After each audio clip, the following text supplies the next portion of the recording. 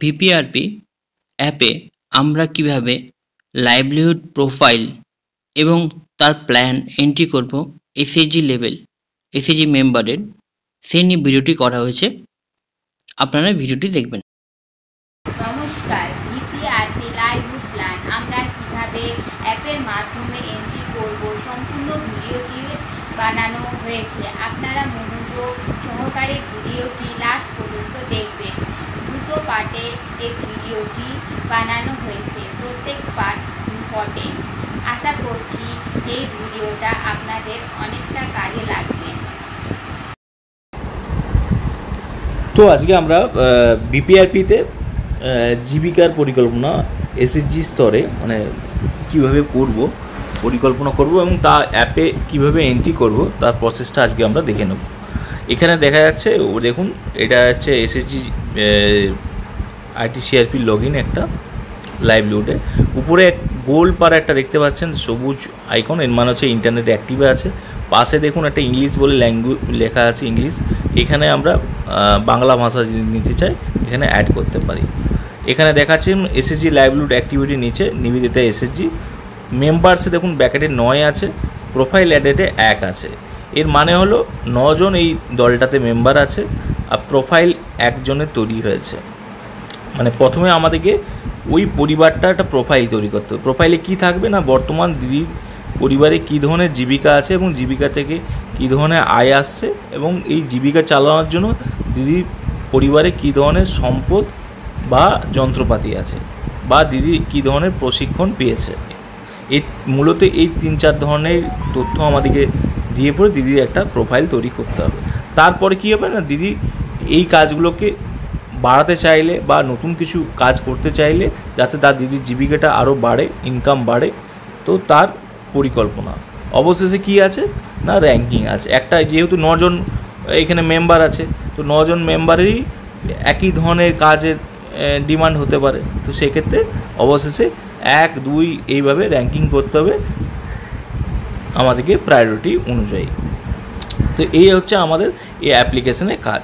তো আমরা প্রথমে কাজ কি বললাম, প্রোফাইল তৈরি করতে হবে। তো আমরা প্রোফাইলে করার জন্য এখানে মেম্বার্সে যে কাছে এখানে টাচ করলাম।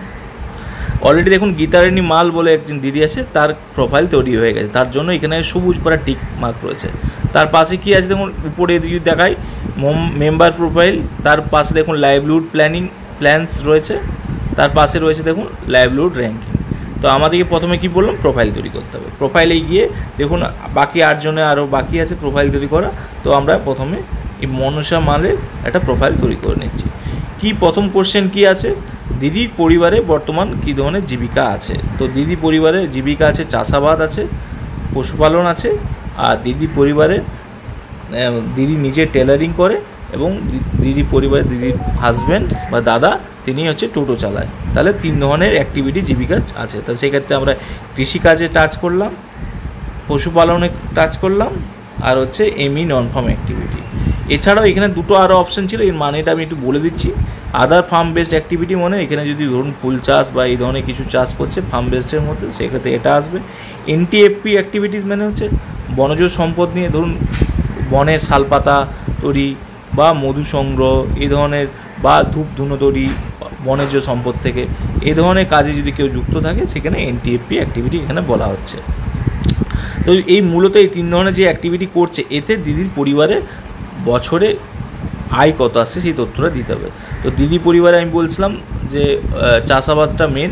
তো সেক্ষেত্রে চাষাবাদ থেকে ধান চাষ এবং সবজি চাষ এই দুটো টাইমে চাষ করে তাতে দিদির পরিবারে মোটামুটি 35,000 টাকা বছরে ইনকাম আসে। পশুপালন থেকে কত আসে না, পশুপালন থেকে হচ্ছে দিদি পরিবারে ছাগল 8-10টা আছে, প্রতি বছরই বিক্রি করে, তো মোটামুটি গড় 25,000 টাকা থাকে। আর কি টোটো আর নিজে টেলারিং করে, এতে পরিবারে মোটামুটি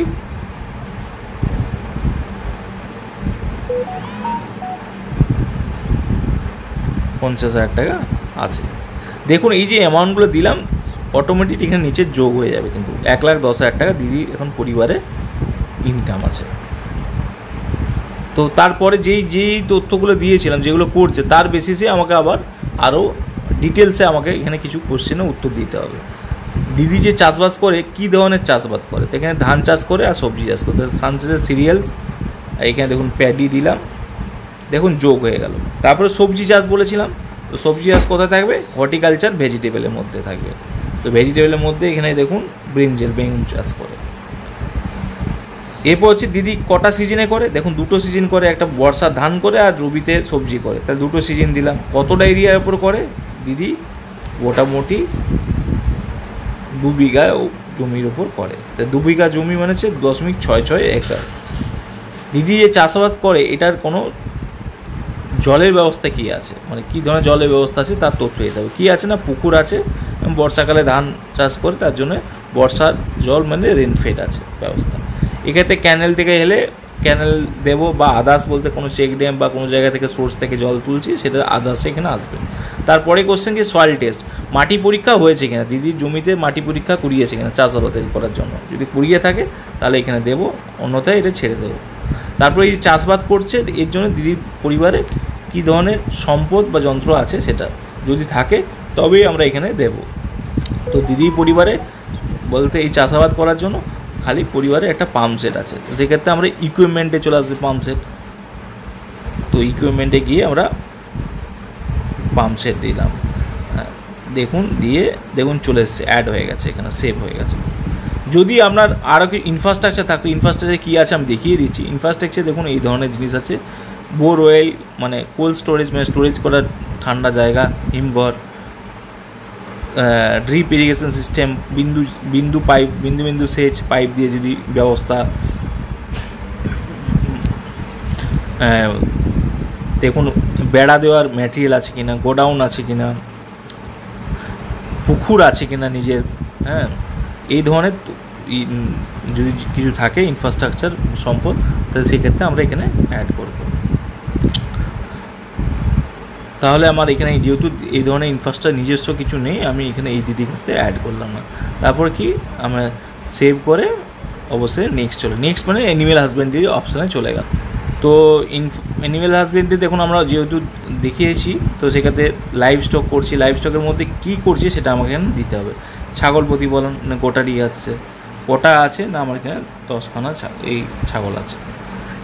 তো সেম একই কোশ্চেন কৃষিকাজের মতনই, যে কী ধরনের কি এই ধরনের যে চাষ করছে এই জন্য আমার কাছে কোনো সম্পদ আছে কি না। তো এর কি সম্পদ কী হতে পারে না, একটা সম্পদ হচ্ছে ছাগলের সেট। তো ছাগল সেটটা কি কেমন কন্ডিশন আছে নেই, পার্সিয়াল। তো আমার যে ছাগল যে সেটটা এটা আছে পুরোপুরি সেটটা নয়, মানে কষ্টের ছাগলগুলো থাকে, সেক্ষেত্রে পার্সিয়াল দিলাম। আর যদি ভালো থাকে সেখানে ইয়েস করে বেরিয়ে যাব। এবার কি তারপরে কোশ্চেন যে এই দেখুন কোশ্চেনটা আছে, তারপরে যে কী কন্ডিশনে আছে, অ্যাডিশনাল ইনফ্রাস্ট্রাকচার রিকোয়ার্ড, ভালো কন্ডিশনে, আর নিড টু রিপেয়ার, মানে অ্যাডিশনাল ইনফ্রাস্ট্রাকচার মানে আমার আরও পাশে আবার একটা এই ধরনের ইনফ্রাস্ট্রাকচার দরকার আছে, মানে সম্পদ দরকার আছে শেডের। তো আমার এখানে রিকোয়ারমেন্ট আছে অ্যাডিশনাল ইনফ্রাস্ট্রাকচার রিকোয়ার্ড। তারপরে কোশ্চেন কী আছে যে মেডিকেল ফেসিলিটি বা ভেটেরিনারি ফেসিলিটি আছে কি না। তো যদি থাকে অবশ্যই থাকে, আমাদের এখানে এলাকায় পানি মিথ্যা আছে বা ব্লক থেকে সাপোর্ট পাওয়া যায়, বা নিজেরাও আমরা গিয়ে নিয়ে যাই, তো সাপোর্টটা থাকে বলে আমরা এখানে ইয়েস দিলাম। খাবার এখানে আছে কি না, অবশ্যই ছাগল প্রতিপালন করছি, নিশ্চয়ই খাবার আছে। তারপর হচ্ছে এই যে চাষ করছে এর জন্য আমার কী ধরনের সম্পদের বা যন্ত্রপাতির প্রয়োজনীয়তা আছে সেটা আমাকে এখানে কোশ্চেন করছে। তো আমার এই ক্ষেত্রে আমার সম্পদের প্রয়োজনীয়তা আছে, মানে বলেছিলাম অ্যাডিশনাল ইনফ্রাস্ট্রাকচার রিকোয়ার্ড, সেক্ষেত্রে আমি ইনফ্রাস্ট্রাকচারে দিলাম। দেখুন এখানে গোড শেল্টারের অপশান আছে, দেখুন অ্যাড হয়ে গেছে। যদি আমার কোনো যন্ত্রের প্রয়োজন, যন্ত্রের মধ্যে কী আসবে আমি দেখে নিচ্ছি। ইকুইপমেন্টের মধ্যে যদি যন্ত্রের প্রয়োজন থাকে, গোট ক্যাস্টেটার আছে, মানে ছাগল খাবার, গোট ফিডার আছে, ছাগলকে খাবার দেওয়ার কোনো যন্ত্র, রেফ্রিজারেটর মানে fridge, win scale, weight machine বা আদার কিছু থাকে, এনি আদার স্পেসিফাই করে আমাকে দিতে পারে। তো এখানে আমরা সেভ করে, যেহেতু আমার ইনফ্রাস্ট্রাকচারই রিকোয়ারমেন্ট আছে, আমি এখানে ইনফ্রাস্ট্রাকচারই দিলাম, সেভ করলাম। তারপর আছে নেক্সট করার পরে আছে আমি যেহেতু বলেছিলাম দিদি পরিবারে টেলারিং এবং হচ্ছে কী অ্যাক্টিভিটি বলেছিলাম, সঙ্গে হচ্ছে দিদি দাদা টোটো চালায়। তো সেক্ষেত্রে এটা কি কার আন্ডারে পড়বে না সার্ভিসেসের আন্ডারে পড়বে, সার্ভিসেসের আন্ডারে পড়ছে। দেখুন এখানে গিয়ে আমি দেখুন নিচে পাবো টেলারিং।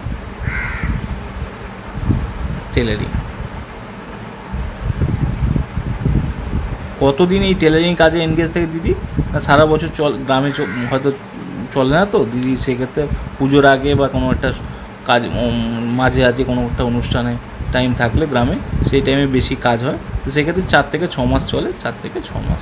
যদি দিদি সারা বছর কাজ করে থাকে সেখানে 12 মাস হবে। তো ঠিক। আর হচ্ছে তারপরে বলেছিলাম আরেকটা কী কাজ করে, এটা টোটো চালায়, এটাও সার্ভিসেই থাকবে। আবার উপরে চলে গেলাম, আবার গিয়ে আমরা দেখলাম অটো রিক্সা ভ্যানে, মানে ই রিক্সা টোটোর মধ্যে পড়ছে। তো অটো রিক্সা করলাম। এটাও কোশ্চেন চাইছে কি এটা কতদিন এনগেজ থাকে। তো আমরা সারা বছরই দাদা চালাই, তো 10 থেকে 12 মাস। দুটোই দেখুন অ্যাড হয়ে গেছে এখানে। এই যে এইসব কাজ করছে, এই জন্য দিদি কী ধরনের ইনফ্রাস্ট্রাকচার বা ইকুইপমেন্ট আছে। এক্ষেত্রে দিদি যেমন টেলারিং করছে, নিশ্চয়ই ইকুইপমেন্ট টেলার মেশিন আছে। তো সেক্ষেত্রে আমরা এখানে ইকুইপমেন্টে দিলাম এনি আদার স্পেসিফাই করে।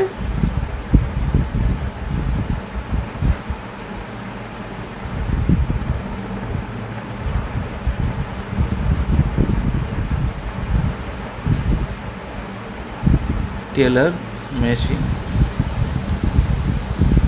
তারপরে কোশ্চেন কী হচ্ছে, দিদি কোনো বিজনেস অর্গানাইজেশনের সদস্য কিনা। মানে এক্ষেত্রে আমাদের যে উৎপাদক গোষ্ঠীর আমরা জানি যে পিজি, তার কোনো সদস্য দিদি হয়ে থাকলে সেখানে ইয়েস হবে, আর যদি না হয়ে থাকে নো হবে। তো এক্ষেত্রে ইয়েস হলে আমাকে এই নিচে কোশ্চেনগুলো আবার আসবে যে এই উৎপাদক গোষ্ঠী বা পিজিটা কী ধরনের অর্গানাইজেশন, প্রডিউসার গ্রুপ না farmer producer company, local group, যে ধরনের গ্রুপের আন্ডারে দিদি পড়ছে সেটা তথ্য দিতে হবে।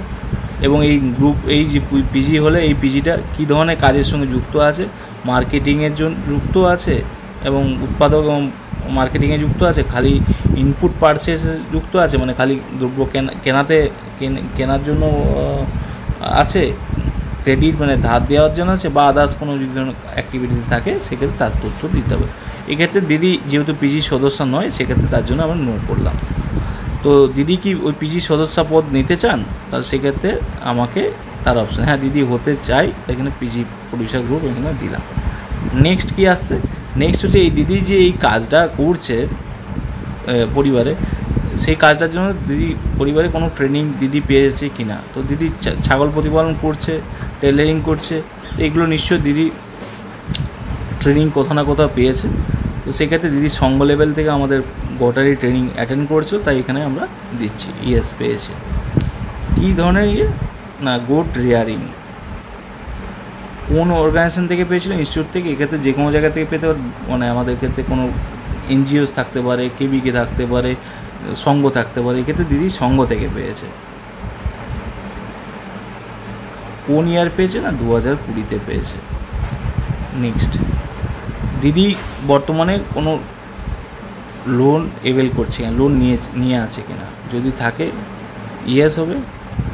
এবং কি কাজের জন্য লোন নিয়েছে তার আবার এখানে ডিটেলস হবে। যদি ইয়েস করে থাকে, কৃষিকাজের জন্য লোন নিয়েছে, কোথা থেকে লোন নিয়েছে, মানে এসএসজি ভিও সিএলএফ থেকে, ব্যাঙ্ক লিঙ্কেজ থেকে, আদার্স কোনো ব্যাঙ্ক মাইক্রো ফিন্যান্স ইনস্টিটিউশন থেকে, মানে এই ক্ষেত্রে বোঝা যাচ্ছে মাইক্রো ফিন্যান্স মানে ছোটো ছোটো যেগুলো ফিন্যান্স কোম্পানি আছে, এবং আদার্স কোঅপারেটিভ থেকে বা ইনফর্মাল সোর্স থেকে, মানে সেক্ষেত্রে হয়তো কোনো পারিবারিক বা কোনো জায়গায় সোর্স থেকে সে নিয়েছে কিনা।